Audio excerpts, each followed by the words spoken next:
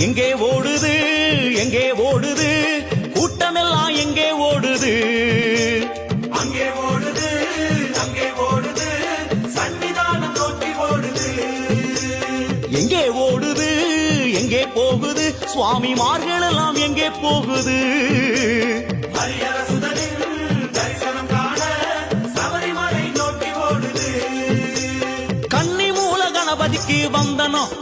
சொல்லி குருநாதன் துணையோடு போகணும் சன்னிதானம் நடை திறந்த காரணம் சுவாமிமார்கள் எல்லாம் அவனை பார்க்க முந்தனும் வனமாளும் தேவதைய நினைக்கணும் நம்ம வாவரனின் பேரை சொல்லி ஓடணும் ஓடும்போது கரண கோஷம் விழிக்கணும்